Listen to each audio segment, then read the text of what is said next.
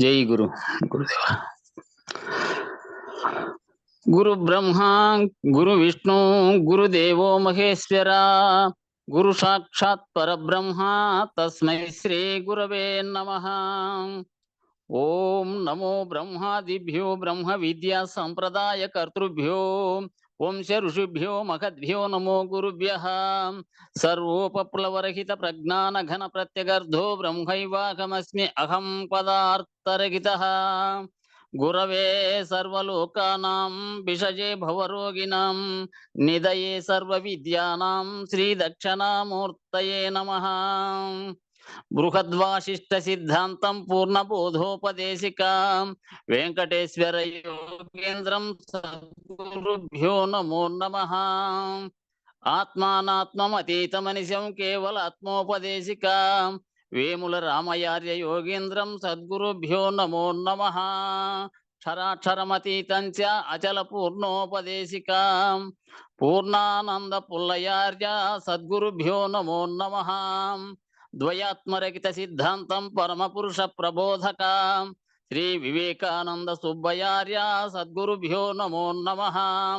అస్మద్గురు సమారంభం కృష్ణ సాందీప మధ్యమాం ఓంకార పీఠ పర్యంతం వందే గురు పరంపరం. జై సద్గురు ప్రభు మహారాజుకు జై.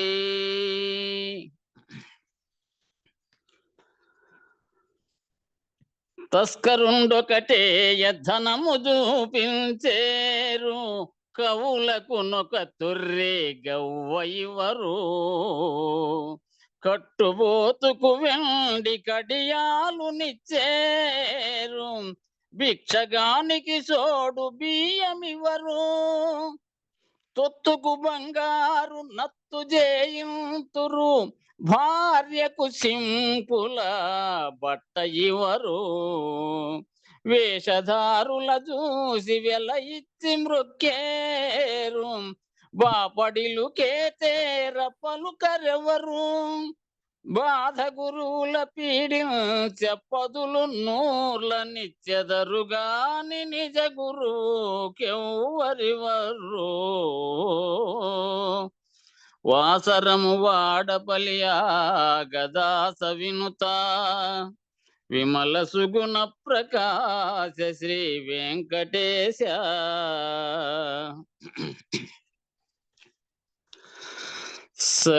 చల్లని బోధ సద్గురుని బోధ నీయుల్లమున యోచించి విని నమ్మరాదా కని నమ్మరాదా. ఎన్ని దేవతల కొలచిన వ్యధ తీరదు మును నీ కర్మ నిన్నే విడనాడదు. తన్ను తానెరిగిన కర్మ తెలుసునులే ఈ చిన్నెలు వన్నెలు సాలించుమా. చల్లని బోధ సద్గురుని బోధ నీయుల్లమున యోచించి విని నమ్మరాదా కని నమ్మరాదా. మాయలోకంబులో జిక్కి మరి గుంటివి హాయి మార్గంబు అసలే గనకుంటివి. మాయలోకంబులో జిక్కి మరి గుంటివి హాయి మార్గంబు అసలే కనకుంటివి. కాయముక నాటికి కాటికెళ్ళునులే హాయి మార్గంబు ఈలోన ఎరిగుండుమా. చల్లని బోధ సద్గురుని బోధ నీయుల్లమున యోచించి విని నమ్మరాదా కని నమ్మరాదా. గురు గురు గురు దేవుని దరి చేరి తరించుమా, గుణరహిత స్థితిని పొందుండుమా. గురుదేవుని దరి చేరి తరించుమా, గుణరహిత స్థితిని పొందుండుమా. మరల జన్మించవు, మాయకే జిక్కవు, సరిగమనించు ఈ మాట సత్యంబులే. చల్లని బోధ సద్గురుని బోధ, నీయుల్లమున యోచించి విని నమ్మరాదా, కాని నమ్మరాదా. మూలమేమియు లేదు బయలందునా, మూలమున్నట్లుగా దోచే భ్రమ వల్లను. మూలమేమియు లేదు బయలందున, మూలమున్నట్లుగా దోచే భ్రమ వల్లను.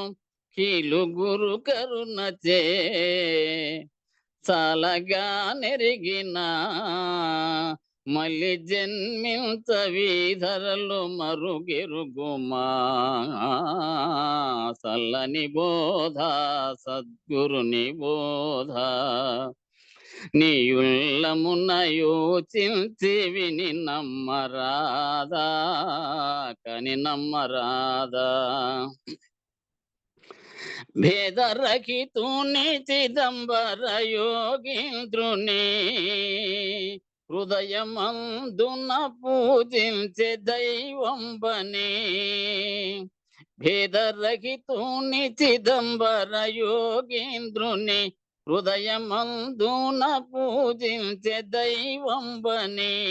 వాద భేదమిడి అనుభవానందుడు, మేది నిలుదిల్పే ఈ బోధ మరుగెరుగుమా.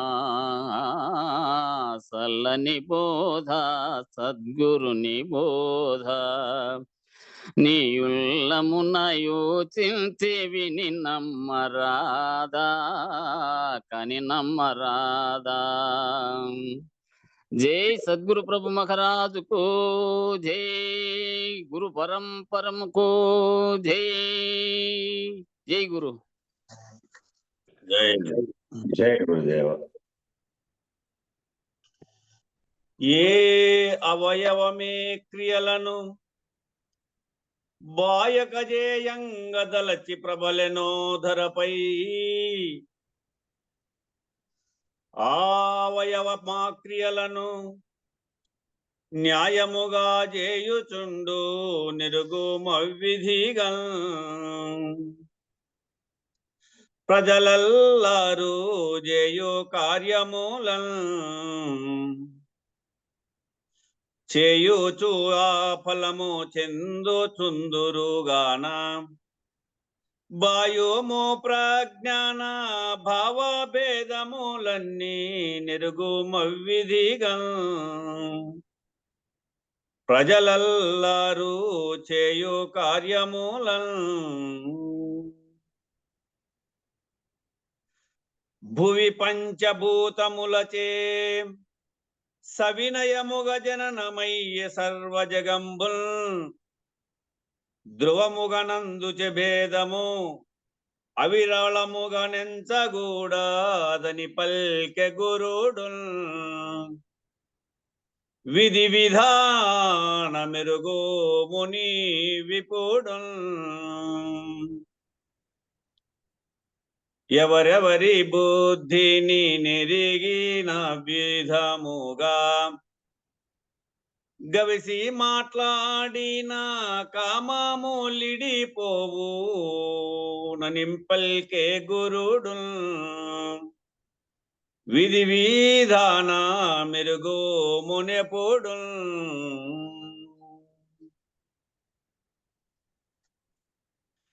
ఎచ్చట నెవ్విది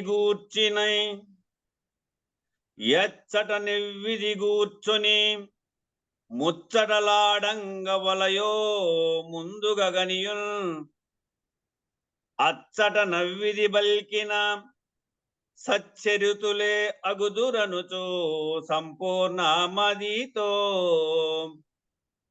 తెల్పిరి పెద్ద లెచ్చౌ మార్గముతో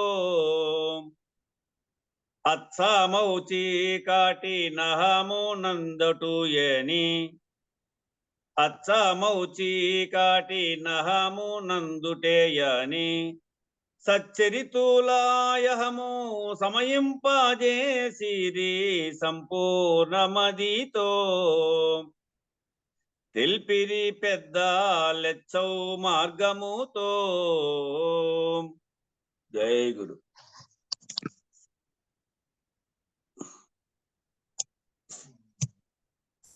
జై గురు. అందరికి జై గురు.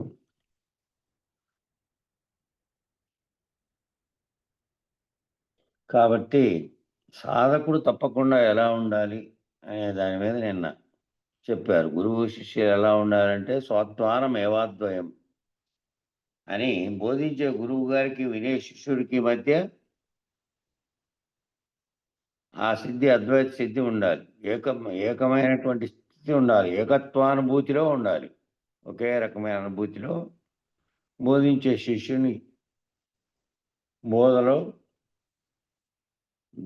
ఏకత్వానుభూతిలో ఉన్నటువంటి స్థితిలో ఉంటే అప్పుడు మాత్రమే అద్వైత సిద్ధి దశ అయినటువంటి పరబ్రహ్మ నిర్ణయాన్ని తెలుసుకోవడానికి వీలవుతుంది అని నిన్న ముగించాము. అక్కడికి అవాంగ్మానస గోచరమైనటువంటి పరబ్రహ్మ పదాన్ని వాక్కుతో తెలియజెప్పడం సాధ్యమైనటువంటి అంశం కాదు.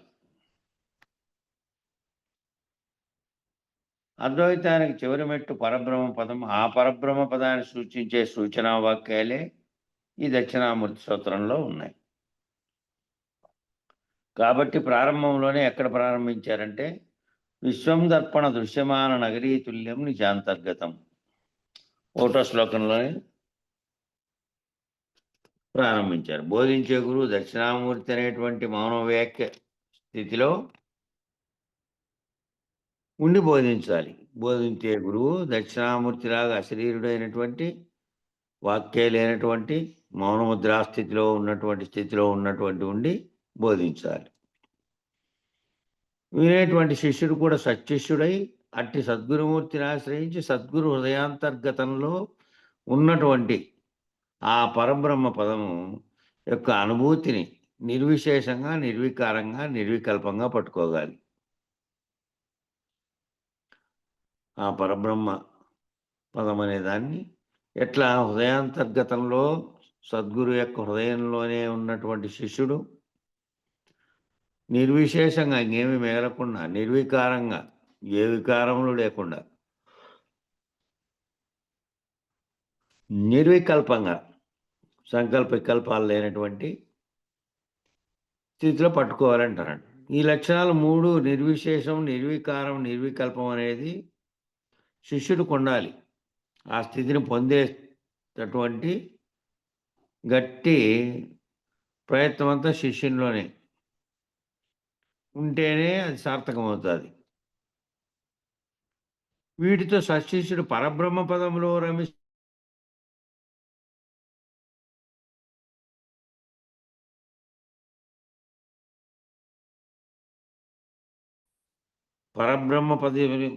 పరబ్రహ్మ స్థితిలో ఉన్నటువంటి, తాను లేనటువంటి, తాను బయలుగా ఉన్నటువంటి స్థితిలోకి వెళ్ళి ఆ స్థితిలో రమిస్తున్నాడు ఆ గురువు. ఎరుక రహితమైనటువంటి స్థితిలో అశరీర గురుమూర్తిగా ఉన్నటువంటి శేషిలో మౌన ముద్రాస్థితిలో ఉన్నటువంటి స్థితిలో ఉన్నాడు. స్థితమై ఉన్నటువంటి ఆ సద్గురుమూర్తి యొక్క హృదయాన్ని ఆల్రెడీ స్థితమై ఉన్నటువంటి ఆరూరుడై ఉన్నటువంటి ఆ సద్గురుమూర్తి యొక్క హృదయాన్ని ఆకలింపు అనుభూతి చేసుకునే ప్రయత్నం చేయాలి శిష్యుడు. దాన్ని అర్థం చేసుకుని దాన్ని తన హృదయంలో తాను అనుభూతి చెందే విధంగా వినాలి. దాన్ని వాచ్యార్థంగా దీన్ని ఆశ్రయిస్తే ఎన్ని జన్మల పాటు చేసినా సిద్ధిని పొందలేరు. కేవలం వాక్యము వాక్యార్థం మాత్రమే దాని మిడిత మాత్రమే పోతూ ఉంటే అట్లా ఎన్ని జన్మలు విన్నా కూడా ఈ సిద్ధిని పొందలేరు అనేది ఇందులో ఉన్న సత్యం. కాబట్టి అధికారిత్వం అనేది ఉండాలి. అధికారిత్వం ఉండాలి. అధికారిత్వం వచ్చింది అని అంటే నువ్వు ఒక్కొక్క మెట్టుగా భ్రాంతిరహితమైనటువంటి స్థితిలో తెలుసుకుంటున్న దాన్ని ఇంట్లో ఉన్నటువంటి జ్ఞానం తెలుసుకునే కొద్దీ భ్రాంతులు నశించి నీవు కూడా ఏ ఎరుక చేత ఉన్నట్టుగా తోపింపజేస్తున్నబడుతోందో దాన్ని గుర్తించి దాన్ని రహితం చేసుకునే స్థితిగా నువ్వు అనుభూతి చెంది ఉండాలి. అట్లా అధికారిత్వం పొంది ఉండాలి. అధికారిత్వం పొంది ఉండాలంటే సాధనా సంపత్తి పరుడైనటువంటి 4 దిశలుగా చెప్పినటువంటి దాన్ని అంతటి దాటుకొని ఉన్నటువంటి స్థితిలోకి నువ్వు పోయి ఉండాలి.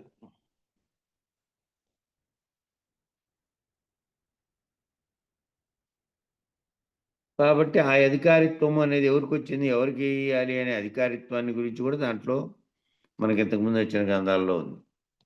శిష్యుడు ఆ విధంగా మొదట సాధారణంగా విశ్వంలో కనపడుతున్న దృశ్యంతో తాదాత్మ్యం చెంది జగత్తుతో అంతా కనపడేదానితోనూ తన చుట్టూ ఉన్న బంధాలతో ఉన్నటువంటి వాడై ఉంటాడు. కాబట్టి దాంట్లో నుంచి ఒక్కటొక్కటిగా తెలియబడి ఆ స్థితిలో నుంచి సాధకుడైనటువంటి స్థితిలో మోక్షమే లక్ష్యంగా పెట్టుకొని ఉన్నటువంటి స్థితిలోకి వచ్చి ఉండాలి.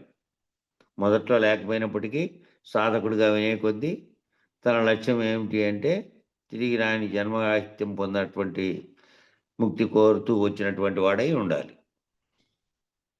ఆ లక్ష్యం దిశగా వచ్చితే ఇంకా వానికి అధికారిత్వం ఉంది, వానికి మంత్రోపదేశం, వానికి అటువంటి వానికి అన్నీ చెప్పగలిగి తెలియజెప్పేటువంటి గురువు దొరికితే ఇక ఆ లక్ష్యం దిశగా పయనిస్తాడు.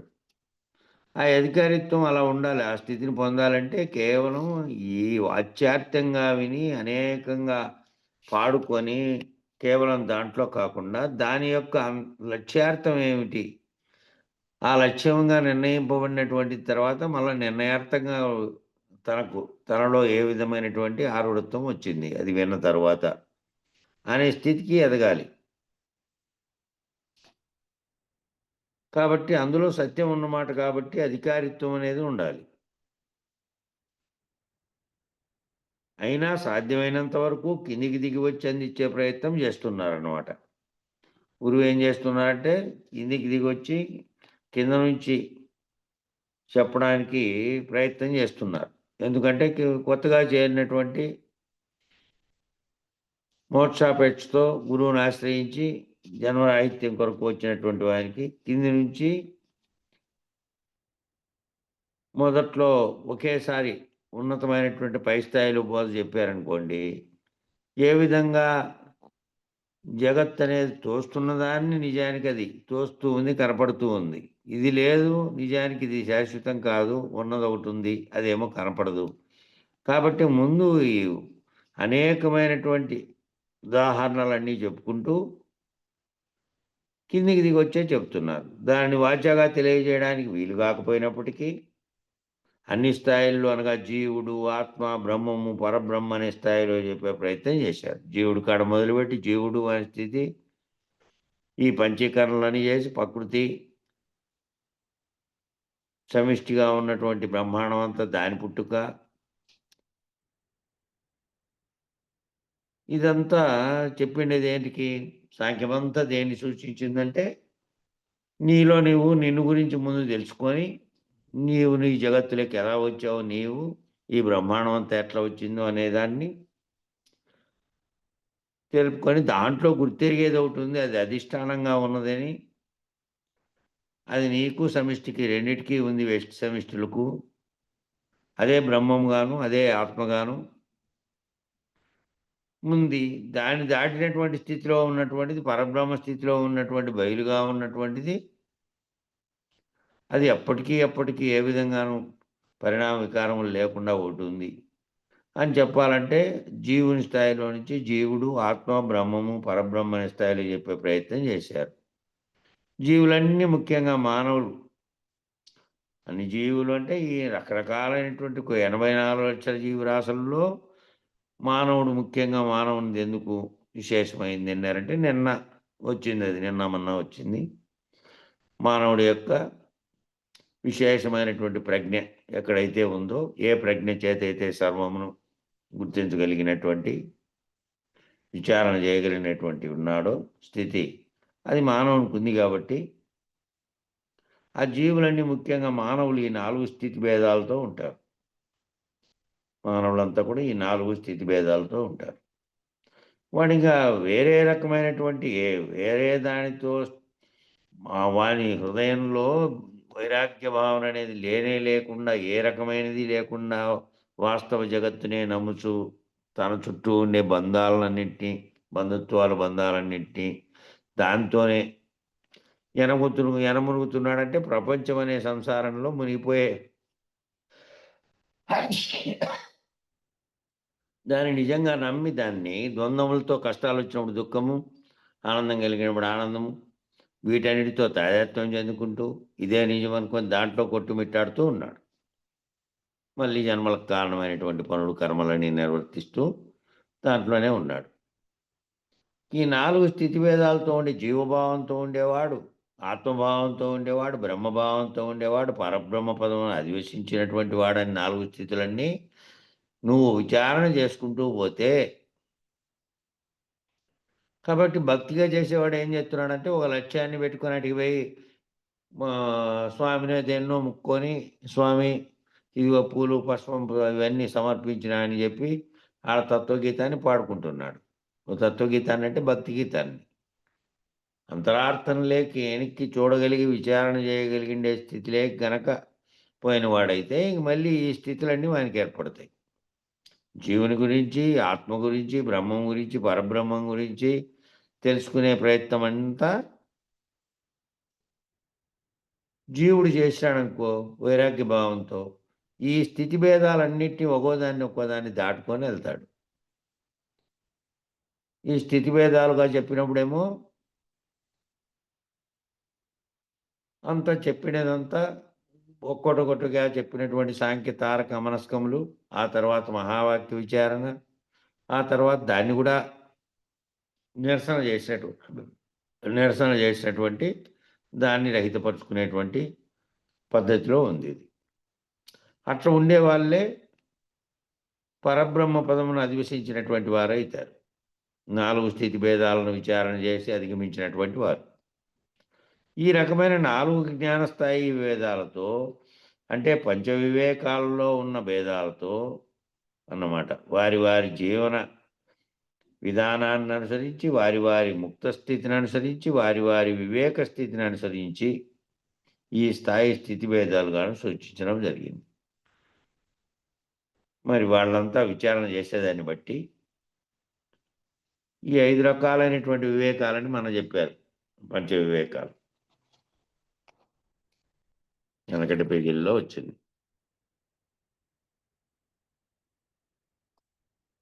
అట్లా ఆ వివేకాలతో ఉన్నటువంటి భేదాలతో ఉన్నటువంటి వాటి నుంచి ముక్త స్థితిని అనుసరించి, జీవన విధానాన్ని అనుసరించి వాళ్ళు ఒక్కొక్క స్థితిలో నుంచి ముక్త స్థితి అంటే ఆ స్థితిలో ఉండేటువంటి అజ్ఞానం తొలగిపోయి జ్ఞాన స్థితిలో మరో మెట్టు ఇంకో స్థితిలోకి వెళ్ళి ఆ స్థితిలో ఉన్న దాని నుంచి అట్లా విచారణ జరుపుకుంటూ పోయిన వాళ్ళు వారి వారి వివేక స్థితిని అనుసరించి స్థితి భేదాలుగా సూచించడం జరిగింది. కాబట్టి జీవుడు, ఆత్మ, బ్రహ్మ, పరబ్రహ్మ ఈ 4 క్రమముక్తిలో మార్గాలుగా నిర్ణయించబడినాయి.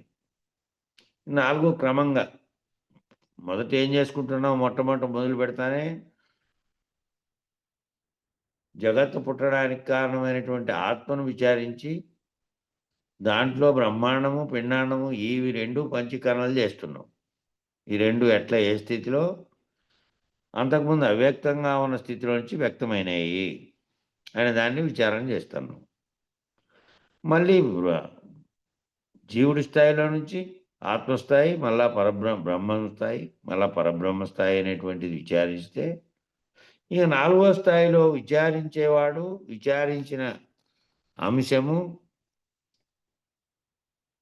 ఏ దాని చేతైతే విచారించబడిందో, ఏ దాని చేత విచారించబడిన తర్వాత తెలుసుకుందో, ఆ తెలిసినటువంటి ప్రజ్ఞను, తెలివిని దాని చేతనే సర్వము సంకల్పమై, సంకల్పం చేతనే అన్నీ కార్యరూపం ధరించినటువంటి స్థితిలోకి పుట్టుకొచ్చినాయి అని అర్థం చేసుకొని, దాన్ని కూడా వదిలిపెడితే, ఇక దాన్ని వదిలిపెట్టినటువంటి స్థితిలో ఉన్నటువంటి వారికి ఇంకేమీ లేవు. ఏవి ఉండవు అక్కడ ఇంక. కాబట్టి సాధనా సాధ్యమైనటువంటి అన్ని సాధనలు కూడా జీవుడు, ఆత్మ అనేటువంటి పరిమితి వరకే ఉన్నాయి. జీవుడు, ఆత్మ వరకే ఈ సాధనా పరిమితిలో నువ్వు తెలుసుకోవాల్సింది. సాధనల వల్ల ఏ సాధనలు ఆటి వరకే ఇంకా. ఆ తర్వాత ఇంక సాధనలు లేనటువంటి ఆత్మనిష్ఠుడై తాను ఆత్మస్వరూపుడుగా ఉన్నవాడు, తాను నామరూపాత్మకమైనటువంటి శరీరంగా ఉన్నటువంటి వాని కాకుండా తానే బ్రహ్మమును, తానే ఆత్మస్థితి స్వరూపుణ్ణి అనేటువంటి అనుసంధానమైనటువంటి వాడు. జీవేశ్వరులుగా రెండుగా వేరువేరుగా తోచబడకుండా ఆ రెండు అనుసంధానమై తానే ఈశ్వరత్వం స్థితికి పొందినటువంటి వాడు, బ్రహ్మనిష్ఠుడైనటువంటి వాడు. బ్రహ్మానుసంధానం ద్వారా బ్రహ్మనిష్టను పొందాలి. ఇంకా అదొక్కటే అక్కడ. అటు వరకు ఇంకా అక్కడి వరకు ఏమి అటు నుంచి సాధనలు ఏమీ లేవు. ఇంకా వేరే సాధనలు ఉండవాడ అక్కడికి పోయిన తర్వాత. మహావాక్య నిర్ణయ పద్ధతిగా ఎవరైతే లక్షణ పద్ధతిగా బ్రహ్మనిష్ట నిర్ణయం చేయబడ్డారో ఆ బ్రహ్మనిష్ఠులైనటువంటి వారు ఇంకా అవాక్కుగా వార్తీక నిర్ణయ పద్ధతిగా పరబ్రహ్మ పదాన్ని సూచన ద్వారా పొందాలి. అది ఇందులో ఉన్నటువంటి నడక. ఆ స్థితికి పోయిన తర్వాత నువ్వు ఏ స్థితిలో ఉన్నావు, ఏ సంకల్పం చేత చైతన్యం, ఏ చైతన్యం అయితే ప్రజ్ఞ అనేటువంటి ఎరుక అనేటువంటి జ్ఞానం అనేటువంటి దానితో ఈ సకల సృష్టికి సకల వ్యవహారములకు కారణమైనటువంటి కార్యరూపం ధరించినటువంటి జగత్తుకు బ్రహ్మాండ పిండాండాలను కల్పించిందో ఆ స్థితిలో నుంచి అది కలగడానికి కారణం అంతకుముందు ఎక్కడుంది అది? మరి అది కూడా సృష్టి కూడా జరగకముందు ఎక్కడుంది? అవ్యక్త స్థితిలో. ఆ స్థితిలోకి మళ్ళీ తిరిగి వ్యక్తావ్యక్తములు కానటువంటి అసలు ఏ రకమైనటువంటి సంకల్పం లేనటువంటి నిర్వికల్ప స్థితిలోకి, బయలుగా ఉన్నటువంటి దాంట్లోకి, నిర్ణయాత్మక స్థితిలోకి నువ్వు వెళ్ళాలి అంటే ఇంక అక్కడ ఏ సాధనలు లేకుండా మహావాక్య నిర్ణయ పద్ధతిగా, లక్షణ పద్ధతిగా బ్రహ్మనిష్ట నిర్ణయం చేసినటువంటి వాడు, అంతకుముందు బ్రహ్మనిష్ఠుడైనటువంటి వాడు, తాను పరమాత్మ స్వరూపంగా ఉన్నటువంటి ఎరుక స్వరూపంగా ఉన్నటువంటి ఆత్మస్వరూపంగా ఉన్నటువంటి వాడిని, నామరూపాత్మకమైనటువంటి స్థితిలో నుంచి ఆ స్థితికి ఎదిగినటువంటి బ్రహ్మనిష్ఠుడైనటువంటి వాడు ఇంకా వాక్కుతో కాకుండా వార్తీక నిర్ణయ పద్ధతిగా ఇంత విచారణ అంతా కింది స్థాయిలో ఉంటే జీవుడు కట్టు నుండి చేసుకుంటూ వచ్చినావు కదా. చేసి చేసి చేసి నువ్వేమిటి అనేది నిర్ణయింపబడినటువంటి స్థాయి కాటికి వచ్చిన తర్వాత ఇంకా వార్తీక నిర్ణయ పద్ధతిగా ఈ పరబ్రహ్మ పదాన్ని సూచన ద్వారా పొందాలి. గురు సూచన ద్వారా, గురుకృప ద్వారా. ఇక ఆ మెట్టు ఆఖరి మెట్టు అయినటువంటి ఏ ఎరుకైతే అంతటినీ తోపింపజేస్తోందో, అంతటికీ కారణమైందో, దాన్ని కూడా అది బీజ పద్ధతిలో, ఆ బీజరహిత పద్ధతిలో దాన్ని పోగొట్టుకుంటే ఏ ఎరుక చేతనైతేనే ఇవన్నీ కలుగుతున్నాయో దాన్ని ఏం చేయాలి? దాని సూచన ద్వారా అది లేకుండా ఉన్నప్పుడు, ఈ సర్వ సృష్టి లేకుండా ఉన్నప్పుడు, ఏ శూన్యంగా ఉన్నటువంటి, ఏ శూన్యమైతే ఎప్పుడెప్పుడో ఉందో, ఎప్పటికీ ఉందో, ఆ శూన్యంలో నుంచి ఈ జగత్ అనేది పుట్టుకొచ్చిందో, మళ్ళా సర్వము అయిందో, ఆ సర్వము లేనటువంటి స్థితిలో ఎట్లుందో దాన్ని ఊహ చేత, గురు సూచన చేత తాను గుర్తెరిగి, ఆ గుర్తెరిగిన గుర్తును కూడా వదిలేటువంటి స్థితిలో ఉండాలి ఆ సూచన పొందిన తర్వాత.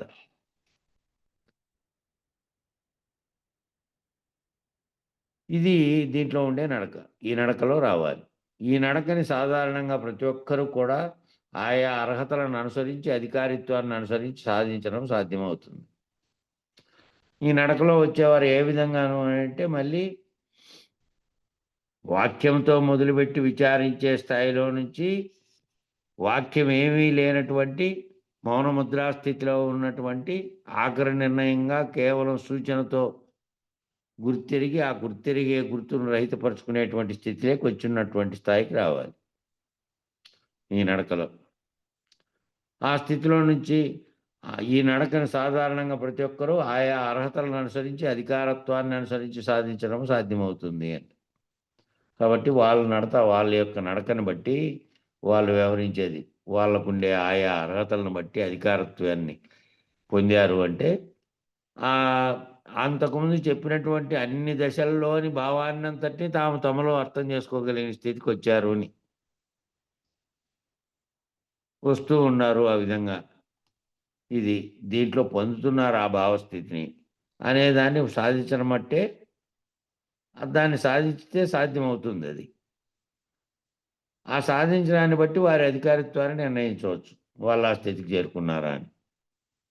అంతేకాని సద్యోముక్తులుగా అంటే హస్తమస్తక సంయోగం ద్వారా ప్రేరేపించవచ్చు, కానీ అది చాలా అత్యంత అరుదైన సంఘటన. అలా జరిగింది పరమహంసకు, వివేకానందులకు, అరవిందుడు, మాతా అరవిందులకు, రమణులు, కావ్యకంఠ గణపతి వీళ్ళందరికీ కేవలము అట్లా అస్తమస్తక సంయోగం ద్వారా వాళ్ళ గురువు అంటే అంతకుముందే వాళ్ళ ఆ స్థితికి రావడానికి ముందే వాళ్ళు బ్రహ్మనిష్ఠులై ఉన్నటువంటి ఆత్మస్వరూపులమై ఉన్నటువంటి స్థితిలోకి వాళ్ళు ఉన్నారు. వారి పూర్వజన్మ సుకృతం వల్ల వాళ్ళు ఆ స్థితిలో ఆల్రెడీ ఉన్నటువంటి వారికి కేవలం అస్తమస్తక సంయోగం ద్వారా వాళ్ళు ఆ విధమైనటువంటి స్థితిని పొందారు అని చెప్తున్నారు. పరమహంస, రామకృష్ణ పరమహంస లాంటి వాళ్ళు, వివేకానందులు లాంటి వాళ్ళు, అరవిందులు లాంటి వాళ్ళు, మాతా అరవిందులకు, రమణులు, కావ్యకంఠ గణపతి, రమణ మహర్షి రాత్రిపూట మనం చదువుతున్నామే ఆయన వాళ్ళ గురువే ఆయన కావ్యకంఠ గణపతి ఆయన మొదట్లో ఆయనకు చిన్నప్పుడు బోధించినటువంటి ఆయన. కొంతకాలానికి ఆశ్రమంగా ఆయనే భగవాన్ రమణ మహర్షిగా మారిన తర్వాత మళ్ళీ తాను కూడా అదే ఆశ్రమంలోకి వచ్చి ఉన్నాడు ఆఖరి వరకు. గురువే అయినప్పటికీ ఆయనకి ప్రాథమిక దశలో బోధించినప్పటికీ తాను బోధించిన స్థితి కంటే పై స్థాయికి ఎదిగి మళ్ళీ బోధనలు చెప్పగలిగినటువంటి సిద్ధిని రమణులు పొందారు. వారు ఇంకా దానికంటే ఉన్నతంగా పోయి చెప్తున్నారనేది కావ్యకంఠ గణపతికి అర్థమైంది. ఆయన కూడా మళ్ళీ మొదట్లో రమణులకు బోధించినప్పటికీ మళ్ళీ వచ్చి అక్కడ చేరారు. ఇలాంటి సందర్భాలు భారతదేశంలో చాలా ఉన్నాయి. కానీ అలా ఒక్క శిష్యునికి ఇవ్వడానికి మాత్రమే సాధ్యపడుతుంది.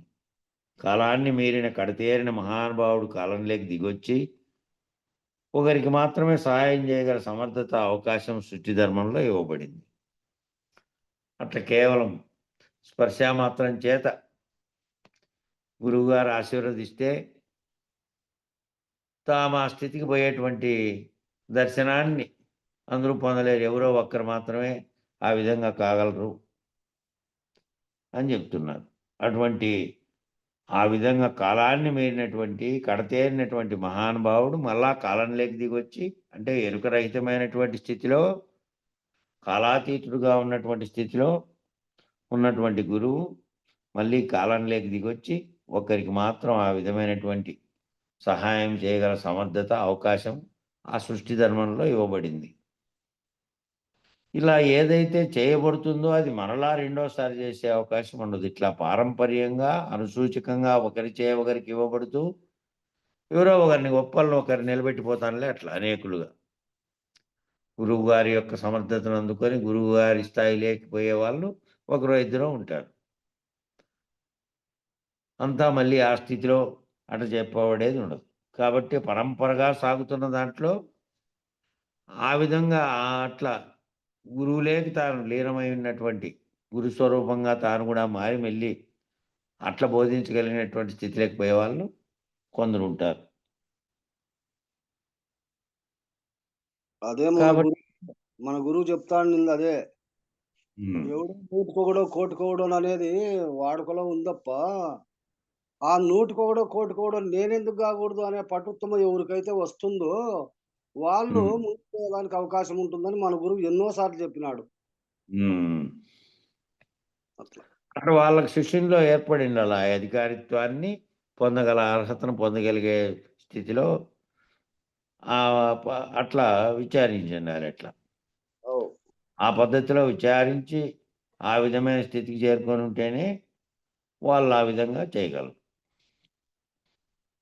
అట్లా వాళ్ళ గురువు చెప్పిన దాన్ని వాళ్ళ గురువు ప్రాపంచికంగా పరిచయం లేకపోయినప్పటికీ రామకృష్ణ పరమహంస బెంగాలు ఆఖరిలో ఎక్కడో బంగ్లాదేశ్ దగ్గరే.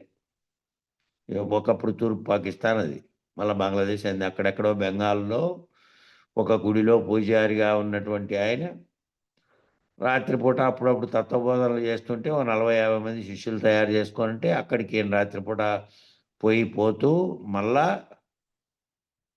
తాను పొందిన జ్ఞానాన్ని మళ్ళా ప్రపంచవ్యాప్తంగా చెప్తే ప్రపంచం కేవలం వివేకానందుని ద్వారా గుర్తింపబడిండేవాడు రామకృష్ణ పరమహంస. వివేకానందుడు ఆ బోధనలు చేసినకపోతే ఎవరు ఆయన బోధించాడు, ఒక ఆయన ఉన్నాడు ఇక్కడ అనేది కూడా లోకానికి. కాబట్టి ఒక్కొక్కరి తరపున వాళ్ళ శిష్యుల్లో ఎవరెవరు చాలా వ్యాప్తి చేయగలిగినటువంటి స్థితిలో ఉండింటారు. వాళ్ళ వల్ల అట్లా గురువు గారి సామర్థ్యత శిష్యుని ద్వారా కూడా మళ్ళీ బాహ్య ప్రపంచానికి తెలియబడేటువంటి స్థితికి వచ్చింటారు. కాబట్టి ఇలా ఏదైతే చేయబడుతుందో అది మళ్ళా రెండోసారి చేసే అవకాశం ఉండదు. ఇట్లా పారంపర్యంగా అనూచానంగా ఒకరిచే ఒకరికి ఇవ్వబడుతూ వస్తున్నటువంటి ఈ సూచనా పద్ధతిని అనుసరించే ఈ దక్షిణామూర్తి స్తోత్రం చేయబడింది. కాబట్టి ఇప్పుడు ఈ దృష్టిలో మీరు దక్షిణామూర్తి స్తోత్రాన్ని అనుసంధానం చేసే ప్రయత్నం చేయాలి. దక్షిణామూర్తి చేసినటువంటి ఈ సూత్రంతో, ఈ శ్లోకాలతో, దీంట్లో ఉండే అంతరార్థాన్ని గ్రహించి ఈ శ్లోకాలని దక్షిణామూర్తి చెప్పలే. మొదలుపెట్టినప్పటి నుంచి దక్షిణామూర్తి యొక్క చెప్పిన దాన్ని మళ్ళీ ఉటంకించినటువంటి కవి ఈ సూత్రాల్లో ఏ భావార్థాన్ని అయితే ఇమిడించినాడో దానిని ఆ సూత్రాన్ని అనుసంధానం చేసే ప్రయత్నం చేయాలి. మనం 1వ శ్లోకంలో విశ్వాన్ని ఏం చెప్పాడు? విశ్వాన్ని దర్పణ దృశ్యంగా చూడగలిగేంత సమర్థతను సాధించాలి. విశ్వమంతా కనబడుతున్న ఒక అద్దంలో కనబడుతున్న ప్రతిబింబం ఒక దర్పణంలో కొండ అద్దమందు కొంచెం అయి ఉండదా అనేటువంటి వేమన గారు చెప్పిండేది అది. ఆ వేమన పద్యంలో వాక్యం ఇక్కడ వాడారు. కొండ అద్దంలో అద్దం ఎంత చేతిలో పట్టే అద్దం ఉంది, జేబులో పెట్టుకునేంత అద్దం తీసి కొండ వైపుకు చూపించావనుకో ఆ కొండంతా ఈ అద్దంలో ఇమిడిపోయింది, కనపడుతోంది,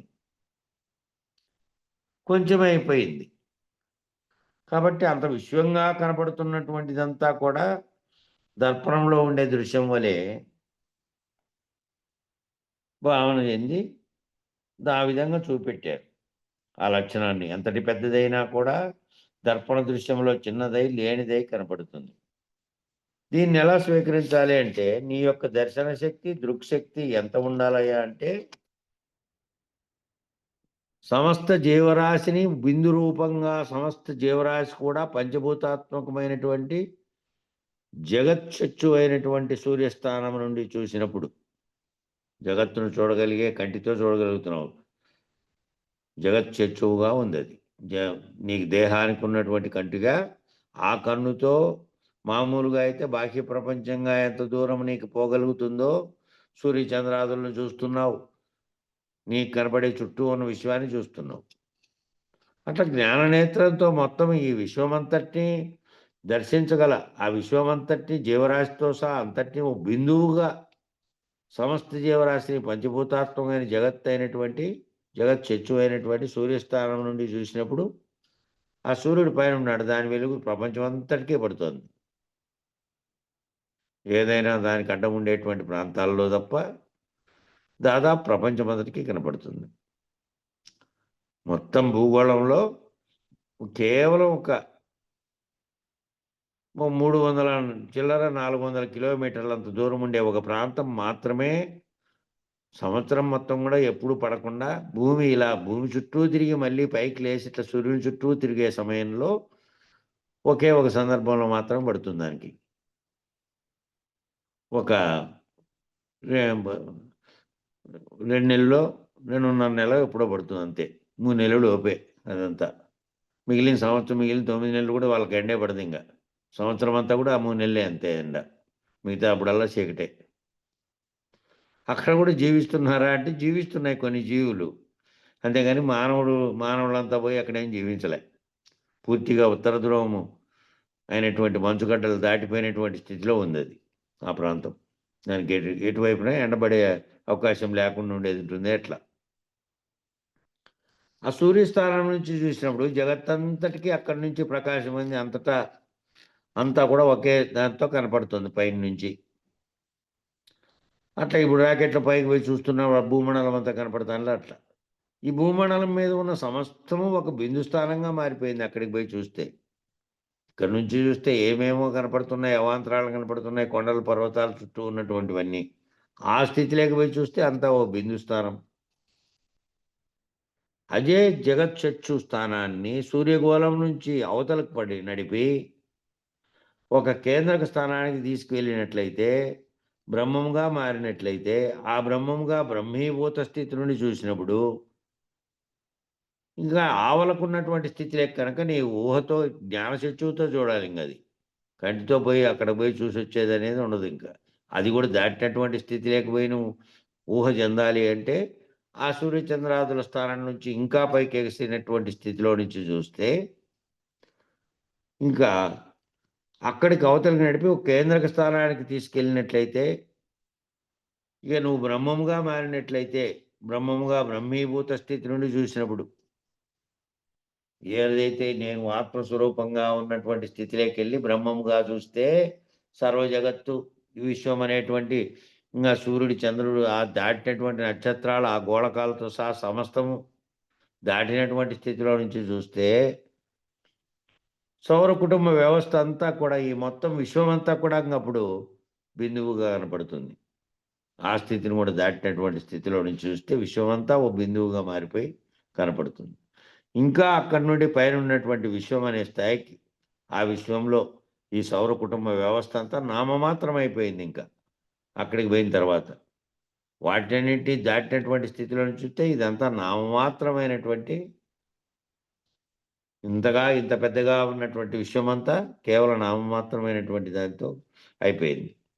ఇంకా అనంత విశ్వానికి అవతల ఉన్నటువంటి అంతరిక్ష స్థానాన్ని నుంచి చూసినప్పుడు ఈ అనంత విశ్వం కూడా ఓ బిందువే అయిపోయింది.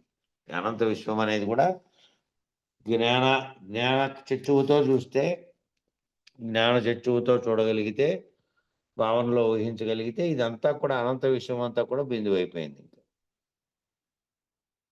ఇట్లా ఒక్కొక్క దాన్ని భౌతికంగా చూసే స్థితిలో నుంచి సూక్ష్మ స్థితిలో ఉండే స్థితిలోను గుర్తెరిగే స్థితిలో కనుక్కుంటూ దాటుకుంటూ చూడగలగాలి. అట్లా దాటుతూ చూడాలి. ఒక్కొక్క దాన్ని దాటుతూ చూడగలిగేటువంటి అతీతమైనటువంటి అధిగమించే దృష్టిలో ఎక్కడైతే ఈ దిగువ చెప్పబడినటువంటి తన మూలం లేదో, తన కారణం లేదో, తన శరీరం లేదో అటువంటి స్థితిని సాధించాలి. ఇట్లా దాటుతూ వెళ్ళగలిగితే ఈ అధిగమించినటువంటి దృష్టిలో ఏం చెప్పారు? ఈ దీంట్లో చెప్పినటువంటి తన మూలం ఏదైతే ఉందో తన మూలం దగ్గర మొదలుపెట్టి విచారణ అంతా చేసిన తర్వాత తన మూలం ఏదైతే లేదో, తన మూలానికి కారణమైనది లేదో, తన శరీరం అనేటువంటి స్థితి లేదో, ఏదైతే దేని చేత తెలియబడుతుందో దాన్ని విచారణ చేసుకుంటూ పోతున్నాం. దాంతోనే విచారణ చేసుకుంటూ పోతున్నాం. ఎరుకును విచారణ చేసుకుంటూ తన మూలము, దానికి కారణం ఏమిటి, ఆ కారణమైనటువంటి శరీరం ఏది లేదో గుర్తిరిగే శరీరం లేదో అటువంటి స్థితిని, ఆ గుర్తిరిగే శరీరం ఏదైతే దీనంతటి విచారణ చేసుకుంటూ పోయిందో అది లేనటువంటి స్థితిని, తన శరీరం ఏ విధంగా లేదో ఆ స్థితిని అటువంటి స్థితిని సాధించాలి. అలా సాధించేటటువంటి స్థితిని అందించడమే దక్షిణామూర్తి సూత్రం యొక్క ముఖ్య ఉద్దేశం. ఆ విధంగా సాధించి తన మూలం ఏమీ లేదో, తన శరీరం ఏమీ లేదో, గుర్తిరిగే శరీరం లేదో ఆ స్థితిని సాధించడమే దక్షిణామూర్తి సూత్రం యొక్క ఉద్దేశం. లక్ష్యం కూడా అదే. కాబట్టి ఇటువంటి దర్శన స్థితిని పొందిన మహానుభావులైనటువంటి గురువులు ఈ రకమైన దర్శనాన్ని దృశ్యరహిత పద్ధతిని అందిస్తున్నారన్నమాట. ఈ దర్శనాన్ని ఎవరైతే తమ భావస్థితిలో పొందారో అటువంటి గురుమూర్తులు మహానుభావులైనటువంటి గురుమూర్తులు. వాళ్ళు మామూలు కాదు. వాళ్ళు దక్షిణామూర్తి స్థితిని తమ భావనలో తాము పొందినటువంటి దేశకేంద్రులైనటువంటి వాళ్ళు. అటువంటి దేశకేంద్రులైనటువంటి మహానుభావులైన గురువులు ఈ రకమైనటువంటి దర్శనాన్ని ఏ విధంగా చేస్తున్నారంటే దృశ్యరహిత పద్ధతిని అందిస్తున్నారు. ఏ భావం చేత నువ్వు దర్శించగలిగావో వీటిని నీ ఆత్మలో స్వత్వానం ఏవాద్వయం అని నాకు చెప్పిరే గురువు చెబుతుంటే తన భావనలో తాను అనుభూతి చెంది తాను ఏకమైపోయి ద్వయంగా కాకుండా అనుభూతి చెందారో ఆ విధమైనటువంటి దాంట్లో ఈ దృశ్యాలన్నీ రహితమైపోయినటువంటి స్థితిలో దృశ్యము దృక్కు లేనటువంటి దృశ్యరహిత పద్ధతి కావాలి అంటే ఇంకా నువ్వు ఆత్మస్థితిలో ఉన్నటువంటిది ఏదైతే ఉందో అది సంకల్పించినటువంటి దానితోనే కారణరూపంగా ఉన్నటువంటి సూక్ష్మ స్థితిలో ఉండేదే కార్యరూపం ధరించింది. అంతకుముందు కారణ రూపంలో ఉన్నటువంటి స్థితి దాన్ని గుర్తిరిగి ఆ దృశ్యమే రహితమైనటువంటి స్థితిలోకి నీకు అటువంటి గురువు గారు చూపించగలరు. నువ్వు ఆ విధమైనటువంటి భావన చెందేటట్టుగా నీకు దృశ్యరహిత పద్ధతిని చెబుతున్నారు. నీవు రహితమైతే నీలో కలిగేటువంటిది ఏదైతే గుర్తెరిగే ఎరుక చేతనే మూలం లేని గుర్తెరిగే ఎరుక అనేదే సర్వమును అంతకుముందు గుర్తెరిగిందో ఆ గుర్తెరిగినటువంటిది ఏ స్థితిలో ఉంది, కంటితో చూడగలిగేది కాదని అంతకుముందు చెప్పారు కదా. ఆ విధంగా ఎరుకతోనే జ్ఞానచక్షువుతో చూసి తెలుసుకోగలిగిండేది. ఆ జ్ఞానం అనే ఎరుకను కూడా రహితమైతే ఆ జ్ఞానం అనే ఎరుక, ఆ జ్ఞానం అనేదే దృశ్యాన్ని తనలో గుర్తెరుగుతోంది. దృశ్యాన్ని దృశ్యరహిత పద్ధతి. దృశ్యం అంటే ప్రపంచం, దృశ్యం అంటే ఇదే జగత్తుగా భావించబడుతున్నటువంటిదంతా తనలో కలుగుతున్న సంకల్పాలన్నిటికీ కారణమైనటువంటిదంతా రహితమైపోయినటువంటి పద్ధతి ఆత్మ వస్తువు నుండి బ్రహ్మ వస్తువు వరకు చేసే పద్ధతిగా ఇదంతా బోధించబడింది. ఆత్మవస్తువు కాటి నుంచి బ్రహ్మము తానేననేటువంటి స్థితిలోకి ఈ విచారణ అంతా తెలుసుకున్నటువంటి నీకు నీ చుట్టూ ఉన్నటువంటి దానితో నానాత్వంగా ఉన్నటువంటి దానితో నువ్వు ఏదాంతో అయితే తాదాత్మ్యం చెంది ఉన్నావో దాన్నన్నిటినీ ఒక్కొక్క దాన్ని తొలగించే పద్ధతిలో తీసుకెళ్ళి దృశ్యరహిత పద్ధతిలో ఆత్మవస్తువు నుండి బ్రహ్మ వస్తువు వరకు. ఆత్మవస్తువులు అంటే నేననే అహం అనే వస్తువు కాటి నుంచి మళ్ళీ బ్రహ్మము దాకా బోధించే పద్ధతిగా ఇది బోధించబడింది.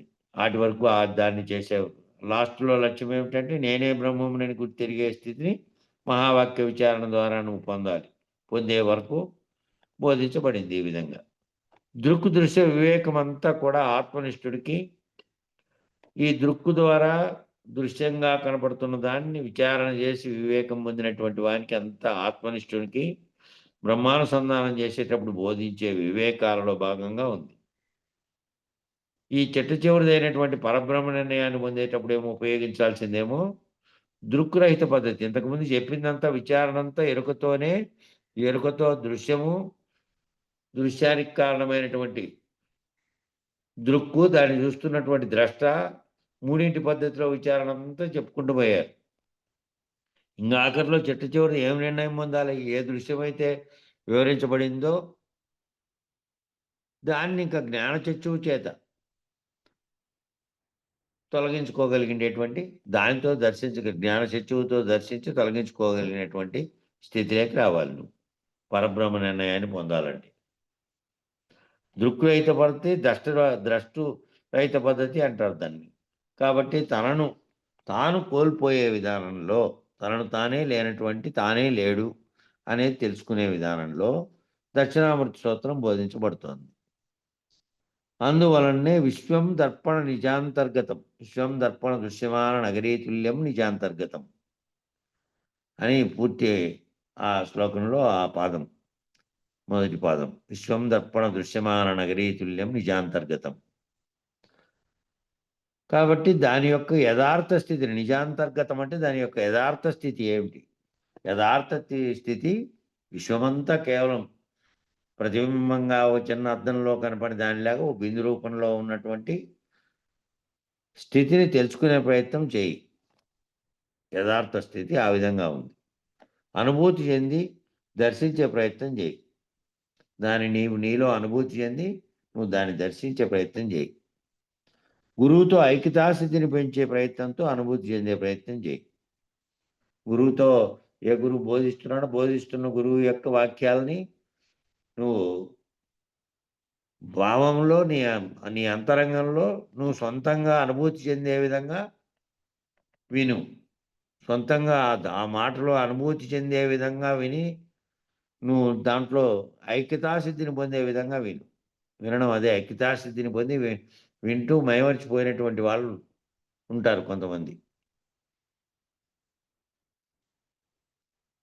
ఆ వింటూ మైమర్చి వాళ్ళు వాక్యం తప్ప, ఆ గురువాక్యం చెబుతున్నటువంటి మాట తప్ప పక్కనుండే విషయాలు కూడా అసలు వాళ్ళకు తోచవు. పక్కన ఏం విషయాలు కానీ సమయం కానీ ఏం తోచకుండా అంత నిమగ్నమై ఉన్నటువంటి వినేవాళ్ళు కూడా ఉంటారు. ఐక్యతాసిద్ధిని పెంచే ప్రయత్నంతో అనుభూతి చెందే ప్రయత్నం చేయాలి ఆ చెబుతున్నటువంటి గురువుతో. ఆ ప్రయత్నం చేస్తే తస్మై శ్రీ గురుమూర్తయే నమ ఇదం శ్రీ దక్షిణామూర్తయే. దక్షిణామూర్తి స్థితిలో ఉన్నటువంటి వచ్చి బోధిస్తున్నటువంటి ఆ గురుమూర్తిని ఆ స్థితిలో నువ్వు ఆ స్థితిలో నువ్వు సిద్ధి పొందేటువంటి స్థితిలో నువ్వు తెలుసుకుంటావు దాన్ని. అటువంటి దక్షిణామూర్తి స్థితిలో ఉన్న గురుమూర్తికి నమస్కారం అని ఆ తస్మై శ్రీ గురుమూర్తయే నమ ఇదం శ్రీ దక్షిణామూర్తయే నమ అని చెప్తున్నటువంటి దానికి అర్థం ఏమిటంటే అటువంటి దక్షిణామూర్తి స్థితిలో ఉన్న గురుమూర్తికి నమస్కారము. తత్ స్థితిని దాటించేటటువంటి తత్వం అనే రెండు స్థితులు లేనటువంటి తత్ త్వం అసి. తత్ అది ఏదైతే ఆ స్థితి ఉందో అదే అని చెప్పబడింది. అది అంటే ఆ బ్రహ్మంగా ఉన్నటువంటి ఏ గుర్తెరిగే చైతన్యం అనేటువంటిది ఉందో ఆత్మస్థితిలో ఉన్నటువంటి మొదటి సంకల్పం అవ్యక్తంగా ఉండి వ్యక్తం కావడానికి కారణమైనటువంటిది నేనే అయి ఉన్నాను. త్వం అంటే నేను, అసి అయి ఉన్నాను. తత్ త్వం అనేటువంటి రెండు స్థితులు లేనటువంటి సర్వదృక్రహిత పద్ధతిని, సర్వదృక్కు సర్వము గుర్తెరిగే సర్వము లేకుండా అయిపోయినటువంటి స్థితి, సర్వదృక్రహిత పద్ధతిని ఇందులో బోధిస్తున్నారన్నమాట. కాబట్టి నాయన ఈ అనంత విశ్వము కూడా శూన్యమే. ఈ అనంత విశ్వంగా కనపడుతున్నదంతా కేవలం శూన్యము. సంకల్పము కాలము అనేటువంటి మూడింటితో తయారవుతుంది. శూన్యము, సంకల్పము, కాలం. శూన్యంగా ఉన్నటువంటి బయలులో ఒక సంకల్పం కలిగి ఆ సంకల్పం కార్యరూపం ధరించిన తర్వాత కాలం అనేది కూడా వ్యక్తమై అందులో సర్వముగా ఉన్నటువంటి శూన్యంగా ఉన్న దాంట్లోనే ఈ సర్వము కనపడి సర్వము ఉన్నట్టుగా తోపింపజేసేటువంటి మాయావరణం లేక వచ్చినావు. శూన్యావరణలోంచి మాయావరణం లేక శూన్యంగా ఉన్న దాంట్లో ఆవరణ లేదు. ఆవరణ అనేది ఆకాశం అనే ఒక ఆవరణ అవకాశం కల్పించడానికి కల్పించినటువంటి స్థితిలో కలిగింది మొదటిది. అందులో వచ్చినటువంటి అవకాశం ఇచ్చినటువంటి దాంట్లోనే సర్వ విశ్వము ఏర్పడింది. దానికి ఆవరణ ఉన్నటువంటి దాంట్లో ఏ ఆవరణ లేదు. ఈ సర్వము అంతటా ఇక్కడ అక్కడ తేడా లేకుండా అంతటా ఉంది, ములుగుచ్చు సందు లేకుండా శూన్యంగా ఉంది. అందులో నుంచి కలిగినటువంటి సంకల్పము కాలం అనే మూడింటితో ఇదంతా విశ్వమంతా తయారవుతుంది. ఇవే దేశకాల కలనలు.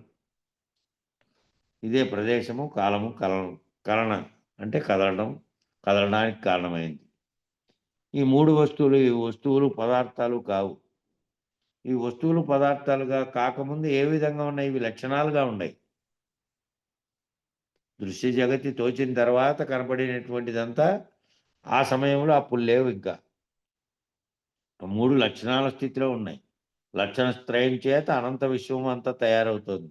ఆ లక్షణాలే కార్యరూపం ధరించినటువంటి అనంత విశ్వంగా అయింది. ఈ అనంత విశ్వం అంతా కూడా అనంత విశ్వంగా కనపడుతున్న సర్వము కూడా మాయా కల్పిత దేశకాల కలనా వైచిత్ర చిత్రీకృతం. మాయ చేత కల్పించబడినటువంటి దేశము, కాలము, కలనము, ప్రదేశము, ఓ కాలము, కదలడానికి కారణమైనటువంటి కారణం, వైచిత్ర చిత్రీకృతం. ఇదంతా విచిత్రమైనటువంటి చిత్రీకృతంగా తయారైండేది. ఇది విచిత్రమైనటువంటి విచిత్ర జగత్తుగా తయారైనటువంటి చిత్రీకృతం కాబడినటువంటిది. ఈ చిత్రీకృతం అంతా ఎక్కడ తయారవుతోంది? మాయ అనే దాని చేత కల్పితమైనటువంటి కల్పన సంకల్పం అంతా ఎక్కడ జరుగుతుందో అక్కడి నుంచి ఇదంతా చిత్రీకృతం అవుతుంది. మళ్ళీ వెనక్కి ఆ స్థితిలోకి పోయి దాన్ని రహితపరుచుకుంటే ఈ చిత్రీకృతం అంతా ముగిసిపోతుంది. ఈ దృశ్యం లేనటువంటి దృశ్యరహిత పద్ధతి అని చెప్పినది అది. దృశ్యమే రహితమైనటువంటి స్థితి. దీనిని విజ్ఞాన శాస్త్రం ఎలా చెప్పిందంటే, ఇంకా మళ్ళా సైన్స్లోకి వెళ్ళారు ఈయన. సైన్స్లోకి కూడా విచారించారు. ఎందుకంటే నిజానికి మనకి ఈ గ్రంథం దీంట్లో వివరించినటువంటి విద్యాసాగర్ రావు వాస్తవానికి చదివిండేది ఫస్ట్ ఏంటంటే టెక్నికల్ ఎడ్యుకేషన్. ఆయన మళ్ళీ అదే పనిగా వేదాంత గురువు దగ్గరికి చేరిన తర్వాత ప్రత్యేకంగా భాషాశాస్త్రాన్ని నేర్చుకునే కోసం మళ్ళీ చదివారు ఆయన. అంతకుముందు టెక్నికల్ స్టడీ చేసినది ఆయన. పాలిటెక్నిక్ కూడా చేశాడు. సైన్స్లో చదివి మళ్ళీ సైన్స్లో నుంచి దీనికోసం మళ్ళీ సపరేట్గా చేశారు. భాషాశాస్త్రాన్ని మళ్ళా అధ్యయనం చేశారు. లేదు వారి గురించి చదివినప్పుడు వేరే ఇతర గ్రంథంలో తెలిసిన విషయం. కాబట్టి ఇక్కడ సైన్స్తో పోలుస్తున్నారు చూడండి. సైన్స్తో విజ్ఞాన శాస్త్రం ఎలా చెప్పిందంటే, పోటానంటే కాంతి రేణువు, మొదట ఏర్పడినటువంటి ఒక చిన్న కాంతి రేణువు అంటే నాదము, నాదభేదము లేక నాదశక్తి, శబ్దభేదము లేక అన్నమాట. ఈ పోటాన్ అనేది టైం, స్పేస్, ఈ మూడు ఇమ్మెర్జిబుల్ ఇన్ఫినిట్గా టైం స్పేస్గా ప్రతిపాదిస్తున్నాయి. అంటే మెర్జి ఒకదానికి ఒకటి కలియకుండా ఉన్నప్పటి స్థితిలో ఈ టైం అంటే కాలము, పోటాన్ అంటే కాంతి రేణువు, స్పేస్ అంటే ప్రదేశం. దేశకాల కలన వైచిత్ర చిత్రీకృతం అని పైన శ్లోకంలో భాగం వచ్చింది. దానిని ఈ విభజనలో ఇక్కడ సైన్స్లో ఏం చెప్పిందో దాన్ని బట్టి చెప్తున్నారు. కాబట్టి ఇవి మూడు కలవకముందుగా ఉన్నటువంటి టైం స్పేస్గా, కాలము ప్రదేశంగా ప్రతిపాదిస్తున్నారు. టైము స్పేస్ అంటే కాలము ప్రదేశము, ఈ రెండింటినీ ఇన్ఫినిట్గా చెప్పి కాంతి రేణువు అందులో సంయోగం చెందుతోందని విజ్ఞాన శాస్త్రం చెప్పింది. కాంతి రేణువు అనేది దాంట్లోకి సంయోగం చెంది కాలము మరియు ప్రదేశం అనేటువంటి స్థలము వాటిలో సంయోగం చెందుతోందని విజ్ఞాన శాస్త్రం చెప్పింది. దీన్నే సంస్కృత భాషలో ఏం చెప్పారంటే, స్పేస్ను దేశమని, కాలాన్నేమో కాలమని, కలన అంటే కాంతి రేణువు అని, ఏ కాంతి రేణువు వలన మొదట కలిగిందో ఆ మొదట కలిగినటువంటి కదలిక కలన అనే శబ్దంతో సూచించారు. కాబట్టి దేశము, కాలము, కలన అనేటువంటివి ఇవే బ్రహ్మం అనే స్థాయికి చెప్పారు. ఇదే బ్రహ్మం అంటే సృష్టికి కారణమైన వస్తువుగా బ్రహ్మం అనే స్థాయికి చెప్పారు. దీన్నే ఈ మొదట జరిగినటువంటి పరిణామాన్ని. బ్రహ్మాండ సృష్టి స్థాయికి దిగి వచ్చినప్పుడు మళ్ళీ దిగొచ్చిన తర్వాతనే బ్రహ్మాండం అనేదంతా దిగి రావడమే కిందికి. బ్రహ్మం అనే స్థాయిలో నుంచి బ్రహ్మాండం అనే స్థాయికి దిగి వచ్చినప్పుడు అవి ఏమైనాయంటే నాద బిందు కళలు అవుతాయి. అవన్నీ కిందికి దిగి వస్తే మళ్ళీ నాద బిందు కళలన్నీ అంతకుముందు ఏమీ లేనటువంటి కేవలం వెలుగు అనే జ్ఞానజ్యోతి లాంటిది ఒకటి మెరసి, ఆ మెరిసిన దాంట్లో మిగిలిన రెండు దానంలో కలిసి శబ్దంతో కలిసి ఆవరణం ఏర్పడడానికి కారణమైనటువంటి ఆ ఆవరణంలోంచి మళ్ళా సర్వము ఏర్పడినది. అందులోంచి దిగొచ్చిన తర్వాత ఇవన్నీ నాదబిందు కళలవుతాయి. ఈ నాదబిందు కళలతో కలిసినటువంటి బ్రహ్మాండ సృష్టి అంతా దేశకాల కళలతో కూడినటువంటిది విశ్వ సృష్టి. ఇదే రెండు సృష్టిల మధ్య ఉన్నటువంటి భేదం. ఈ రెండుగా బ్రహ్మాండంగా బ్రహ్మాండ సృష్టి అయిన తర్వాత బ్రహ్మాండంగా ఉన్నటువంటి దాంట్లో ఏర్పడినటువంటి పదార్థ సృష్టిలోంచి జీవ సృష్టి, ఇవన్నీ ఏర్పడుతూ ఒక్కటొక్కటిగా ఏర్పడిన దానిలో అన్నిటికీ కారణమైనది మొదట అణువు అంటే కంటికే కనపడింది. కంటికే కనపడినటువంటి ఒక అణువు స్థాయిలో నుంచి మిగిలిన 2 దానిలతో కలిసి నాదంగా ఏర్పడి, దాంట్లో నుంచి ఆవరణ ఏర్పడి, ఆ ఆవరణలోంచి సకల సృష్టికి కారణమైన బ్రహ్మాండ సృష్టి అంతా దేశము, కాలము అనే కలన అనేటువంటి వాటితో కూడి, ఆ 3 కూడిన తర్వాత విశ్వ సృష్టి అనేటువంటి ఏర్పడింది.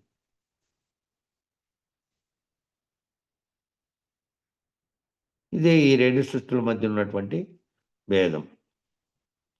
సైన్స్గా చెప్పబడినప్పటికీ, సైన్స్గా చెప్పిండే వాటిలో వాళ్ళు చెప్పారు. ఇంకా దానికంటే మూలం అసలు ఆ మొదట ఏర్పడినటువంటి ఏదైతే తేజోమయమైనటువంటిదిగా ఏర్పడినటువంటి ఆ పోటాన్ అనేది, అది ఎట్లా ఏర్పడింది ముందు అనే దాని మీద జరుగుతోంది ఇప్పుడు. అదే బిగ్ బ్యాంగ్ థియరీ అని జరుగుతోంది వేరే దేశంలో. భూగర్భంలో చేస్తూ ఉన్నారు దాన్ని. ఒకవేళ పొరపాటున ఏదైనా పెద్ద ప్రమాదం జరిగి భూమిక్కిన ఏదైనా జరిగి సర్వము ఏదైనా అవుతుందో దాని చుట్టుపక్కలదంతా అవుతుందనే భయంతో, ఒకవేళ మనం మరణించినా పర్వాలేదు కాబట్టి కొన్ని వందల అడుగుల లోపలికి వెళ్ళి లోపలే ఒక తాత్కాలికమైన సృష్టిని ఒకదాన్ని పెద్ద దాన్ని కార్యాలయాన్ని అంతటి చేసి భూగర్భంలోనే ఆ పరిశోధన అంతా జరుగుతోంది. అన్ని దేశాల యొక్క టెక్నీషియన్స్ అంటే సాంకేతిక నిపుణులంతా దాంట్లో పనిచేస్తున్నారు. భారతదేశం నుంచి కూడా దాదాపు 40 మందికి పైన నిపుణులు ఆ భూగర్భంలో పనిచేస్తున్నారు. ఒకవేళ ఏదైనా జరిగితే మనం పర్వాలేదు, మనం పోయినా కూడా.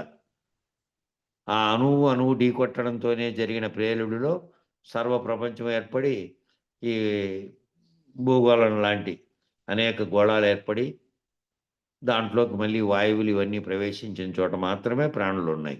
వాయువు లేని చోట ప్రాణము లేదు, ఏం లేదు. వీటన్నిటికీ కారణమైనటువంటి ఆ కలయిక మొదటి కలయిక ఎలా జరిగింది, ఆ అణువుల కలయిక ఎట్లా జరిగింది అనే దాని మీద ఆ బిగ్ బ్యాంగ్ థియరీ అనేది జరుగుతోంది. ఎన్నాళ్ళకు తేలుతుందో తెలియదు. సంవత్సరానికి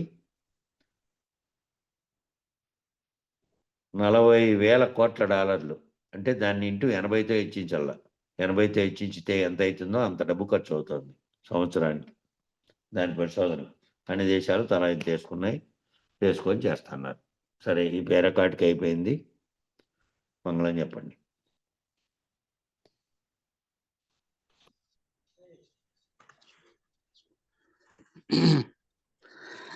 నిర్వికారాయ సకల నిత్య ముక్తిదాయకాయ నిర్గుణాయ నిర్మలాయ నిత్య మంగళం సగుణ నిర్గుణ రహితాయ సంకల్ప వర్జితాయ సర్వసాక్షతీతునకు సత్యమంగళం సత్తు చిత్తు సమసిపాయ శత్రు సంహారణాయ ఒత్తిలేని దీపము నీకిత్తు మంగళం చేష్టలన్నీ ఉడిగిపాయ చేసేదేమి లేకపాయ శేషమ్మ మనసు మీలో చేరి మంగళం పరిపూర్ణాయ సకల భవ్య దివ్య రూపాయ పరశురామాయ సీతారామ మంగళం నిర్వికారాయ సకల నిత్య ముక్తిదాయకాయ నిర్గుణాయ నిర్మలాయ నిత్య మంగళం మంగళం గురుదేవాయ మహనీయ గుణాత్మనే సర్వలోక శరణ్యాయ సాధు రూపాయ మంగళం. జై సద్గురు ప్రభు మహారాజుకు జై. శ్రీ పూర్ణానంద పుల్లయార్య సద్గురు ప్రభు మహారాజుకు జై. శ్రీ వివేకానంద బండారు సుబ్బయార్య సద్గురు ప్రభు మహారాజుకు జై. గురు పరంపరముకు జై. గురు భక్త మండలికి జై. జై గురు.